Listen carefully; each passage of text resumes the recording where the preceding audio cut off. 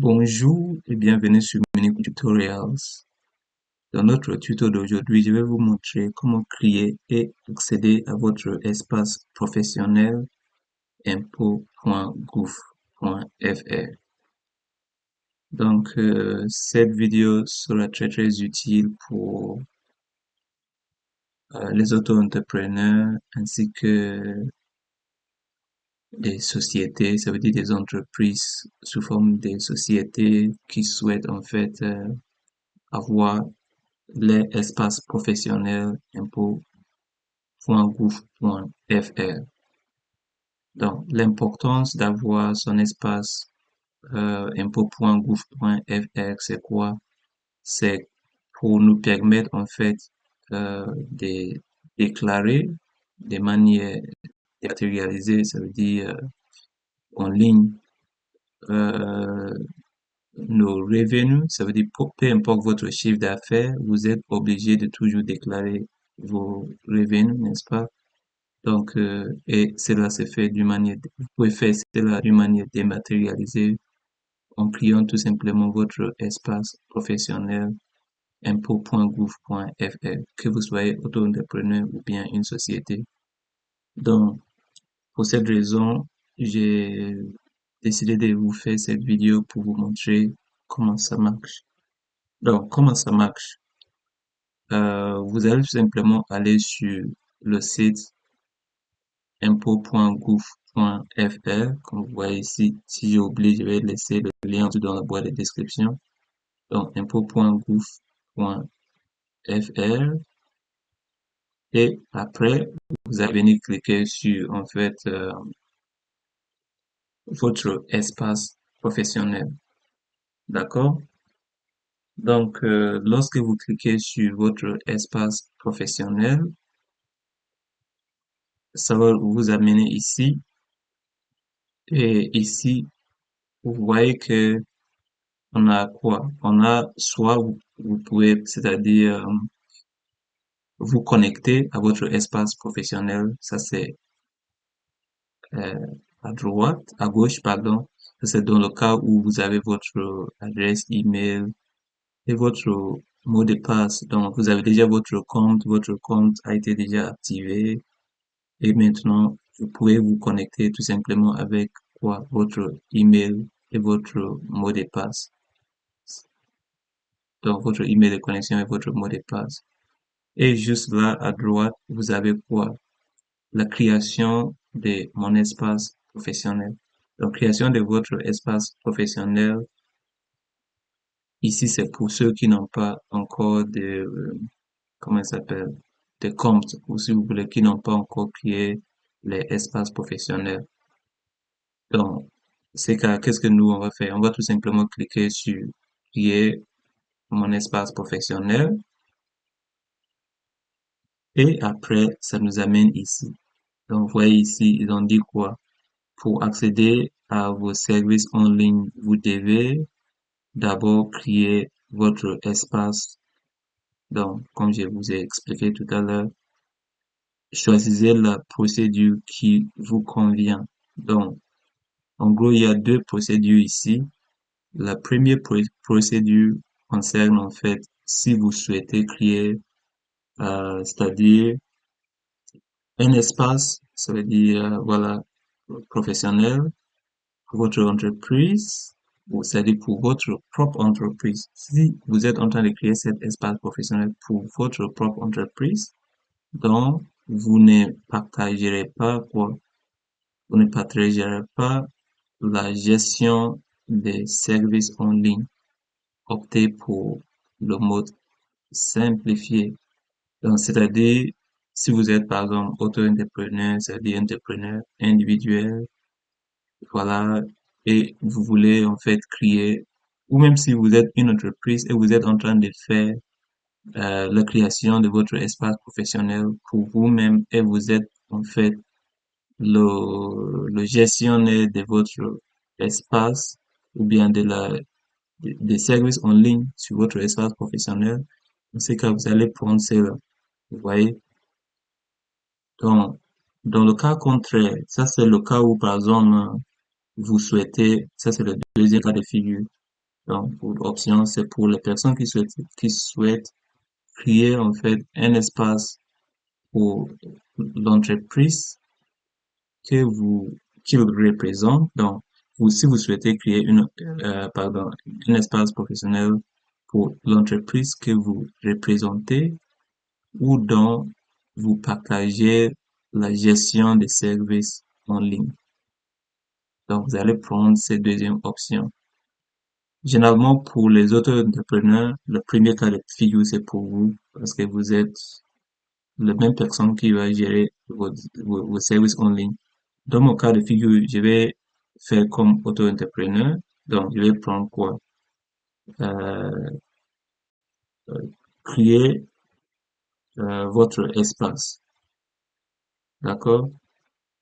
Donc, vous cliquez tout simplement sur créer votre espace et on va voir là où ça va nous amener. Ça va nous amener ici. D'accord?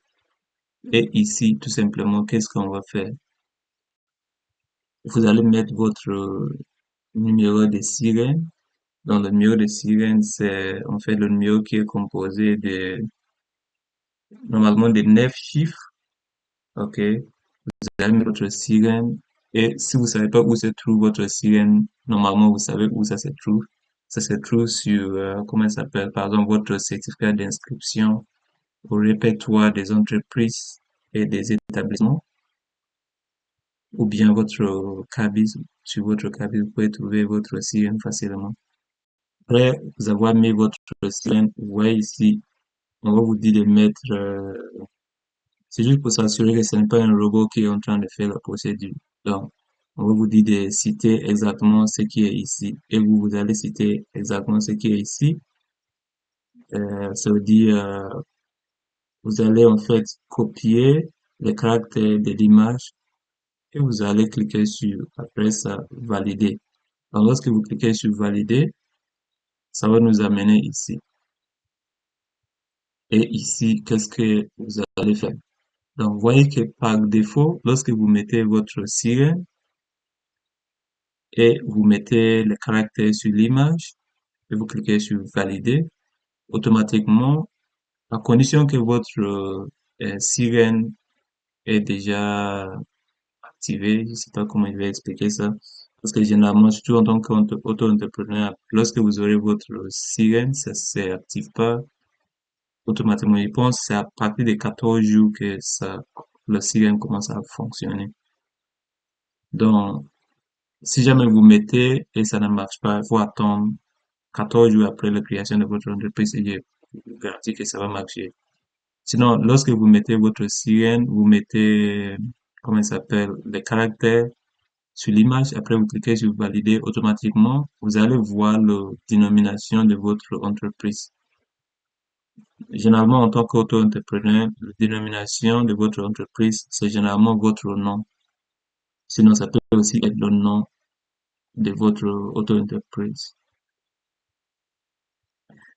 Et ça va s'afficher automatiquement lorsque vous mettez votre sirène et les caractères sur l'image avec sur valider.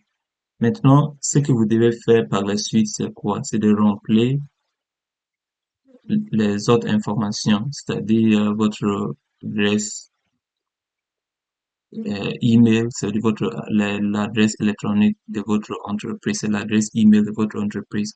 Ça, c'est pour les gens qui ont un email professionnel. Vous allez mettre ça ici. Et après, vous allez mettre le même email ici pour confirmer. Pour les gens qui n'ont pas un email professionnel et ils ont un email particulier, voilà, il n'y a pas de souci. C'est dit particulier, ça veut dire un email personnel.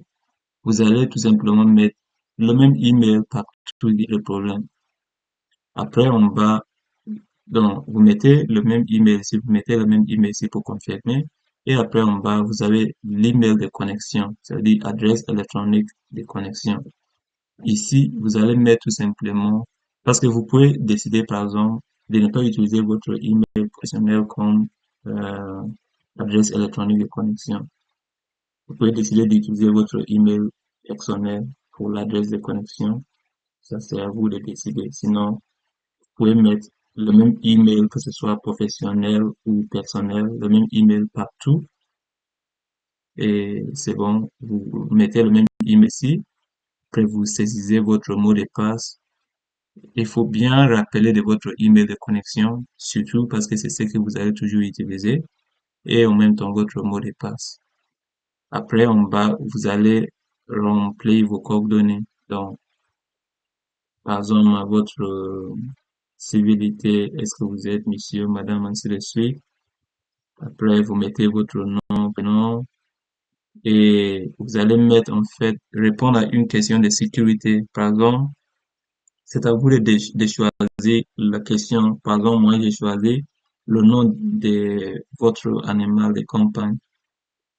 Vous pouvez le mettre. Vous voyez. Vous pouvez choisir n'importe quelle question de sécurité et vous mettez la réponse. Et par la suite, vous allez mettre votre numéro de téléphone. Et en bas, très important, il faut cocher et vous reconnaissez avoir pris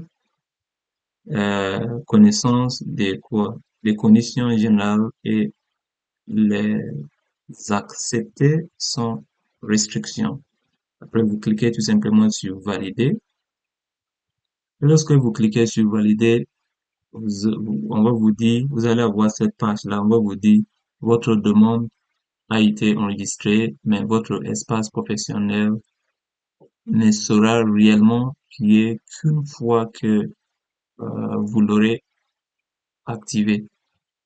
Donc, ça veut dire, après, en fait, la création, jusqu'à cette étape-là, vous avez bien enregistré votre demande de création de votre espace professionnel, mais ce n'est pas encore activé. Vous comprenez? Donc, pour ce faire, vous devez tout d'abord cliquer sur le lien qui vient de vous être envoyé par courriel à l'adresse électronique de l'entreprise. Donc, l'adresse électronique de l'entreprise, vous allez tout simplement vous connecter dans votre boîte email et vous allez en fait,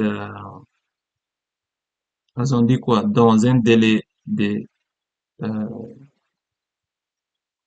3 jours, ça veut dire 72 heures maximum. Donc, il faut faire cette validation dans 72 heures. Et qu'est-ce que vous allez faire? Moi, je vais tout simplement ouvrir mon boîte email, ok? Et vous voyez, ils ont dit quoi? Pour valider cette adresse électronique, il faut cliquer sur quoi? Ici. Vous allez cliquer là-bas pour valider votre adresse électronique de votre entreprise, vous voyez. Et par la suite, euh, on va vous dire quoi? Attention, là-bas, non. Une fois cette validation est effectuée, l'entreprise recevra dans 2 semaines un code d'activation par voie postale. Donc, on a fait la validation de la création. Maintenant, ça veut dire validation de l'adresse électronique de l'entreprise. C'est ce qu'on a fait jusqu'à là. Et maintenant, la validation de votre, l'activation, pardon, de votre espace professionnel. Ça, vous allez le faire avec un code qu'on va vous envoyer. D'accord? Donc, ils ont dit quoi? Ce code d'activation arrivera, pardon. Ce code d'activation valable de 60 jours max vous permettra de prendre définitivement en compte l'adresse électronique de l'entreprise. Vous voyez? Bon. Après cette étape-là, vous allez tout simplement rester tranquillement et attendre. Généralement, moi, par exemple, quand est-ce que j'avais effectué ces démarches? J'avais effectué ces démarches, c'était le 16, si je ne me trompe pas, le 16 avril. Et j'ai reçu le code, ils ont dit dans 2 semaines, mais parfois ça dépasse.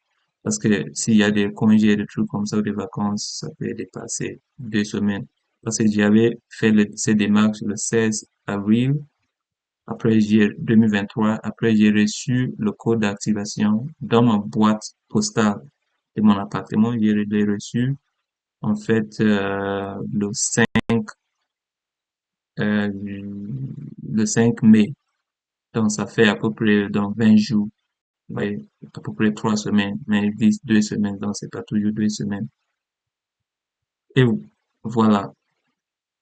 Donc, moi, tout simplement, qu'est-ce que j'ai fait lorsque j'ai cliqué sur validation de mon adresse électronique? Maintenant, on m'a dit quoi? La même chose, l'adresse électronique de l'entreprise a été vérifiée, mais la demande ne sera pas prise en compte une fois que vous aurez procédé à l'activation. Et je répète toujours que vous recevrez par voie postale euh, à l'entreprise. Voilà, ce code d'activation dont je vous ai parlé. En fait, je clique tout simplement sur OK et j'attends. Et voilà une photo comment ça s'appelle, du code postal que j'ai reçu, qu'on voit ici. Donc, c'est comme ça.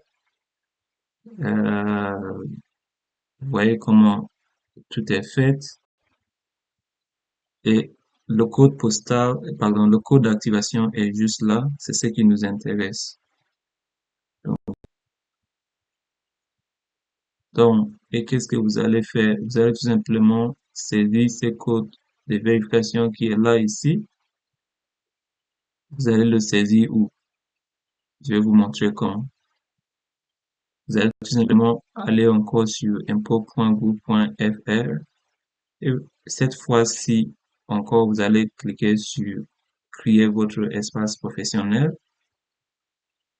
et après, vous allez voir juste en bas ici, activer mon espace ou mes services. Et lorsque vous cliquez là-bas, vous aurez cette page-là et ici, on va vous dire de saisir maintenant le code d'activation. Vous allez tout simplement saisir le code d'activation ici.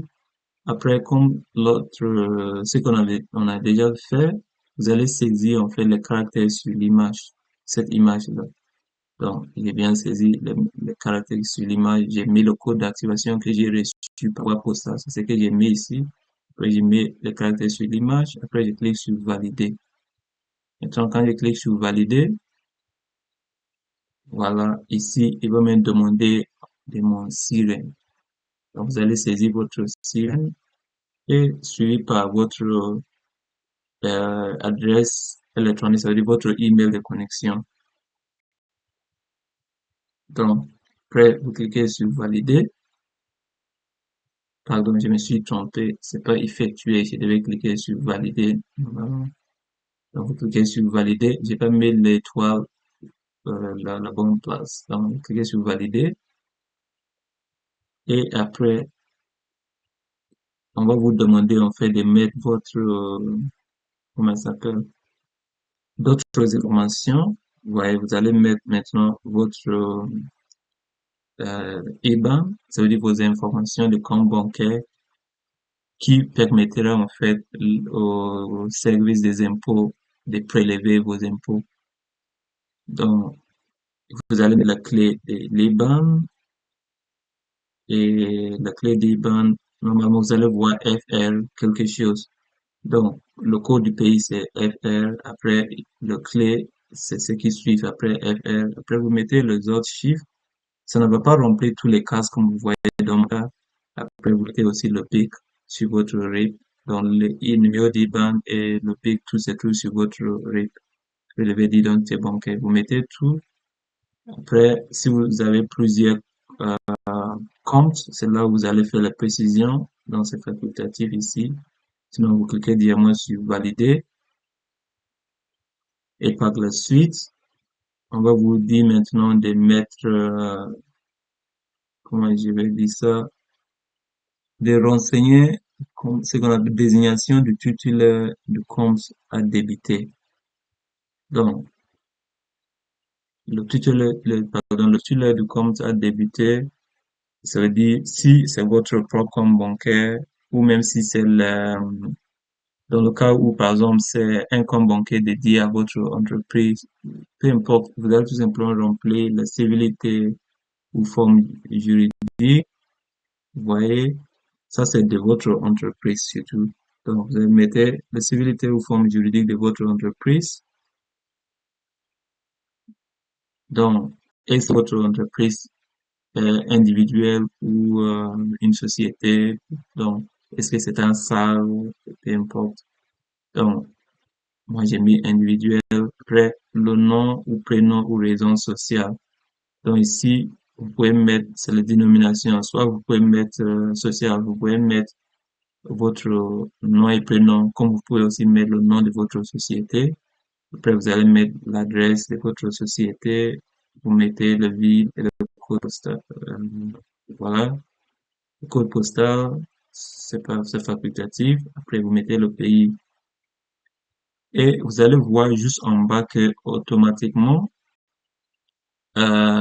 lorsqu'on a cédé l'IBAN et tout, en fait, la désignation de l'établissement teneur du compte, ça veut dire la banque, c'est généralement votre siège, là où vous allez ouvrir votre compte bancaire, ou bien je sais pas quoi, la désignation de votre compte bancaire. Vous allez voir le coordonnées de votre siège, ou bien de votre agence, pardon, de votre agence bancaire, ou peu importe qui ont ça affiché ici. Mais ça, c'est automatique, on n'a rien fait ici. Vous pouvez vous cocher cette case ici pour confirmer les conditions du compte bancaire et blablabla. Après, vous cliquez sur valider. Et lorsque vous cliquez sur valider, on va arriver à ce niveau-là. Et à ce niveau, on va vous dire quoi, votre espace AI est désormais activé. Donc, maintenant votre espace est activé et vous pouvez accéder à vos services en ligne, notamment déclaration de vos revenus et des impôts principaux que vous avez payés ou que vous allez payer. Après vous pouvez aussi, même pour ce faire, euh, vous êtes obligé en fait de télécharger. D'abord, on va doucement. Il faut d'abord en fait sauvegarder ou imprimer votre comment ça s'appelle confirmation d'inscription à votre espace professionnel. Je vous montre comment c'est. Vous voyez, ça c'est le fichier PDF que vous allez tout simplement télécharger et c'est comme ça. Vous allez garder ça. Si jamais vous oubliez vos coordonnées, vous pouvez vous reconnecter à votre espace professionnel grâce à ces coordonnées que vous avez téléchargées ou imprimées au format PDF ou papier même. La deuxième chose, c'est quoi? C'est un mandat. Le mandat est très important. Pourquoi? Parce que votre banque ne peut pas débiter les impôts de votre compte bancaire sans votre accord. Donc, vous devez télécharger impérativement cet mandat et le signer après l'envoyer à votre agence pour autoriser au service des impôts de prélever les impôts de votre compte bancaire. Donc, vous cliquez sur éditer le mandat inter-entreprise. Voilà, je sais pas si je me trompe, mais il dit quoi? Vous devez transmettre le mandat euh, à, à l'établissement teneur de blablabla. Donc, vous allez cliquer ici et vous voyez ici le mandat. Après, vous devez le signer, bien sûr. Après, envoyer à votre banque. Et après, qu'est-ce que vous allez faire? Vous allez cliquer maintenant sur accéder à vos services en ligne. Ça, c'est juste pour vous expliquer, mais de toute façon, à chaque fois que vous voulez vous connecter à votre espace en ligne, vous allez sur impôt.gouv.fr, voilà, et vous allez maintenant cliquer, pardon, votre adresse, email de connexion et votre mot de passe. Après, vous cliquez sur connexion et vous allez vous connecter dans votre espace professionnel impôt.gouv.fr. Je vous remercie beaucoup pour votre attention et veuillez vous abonner. Au revoir.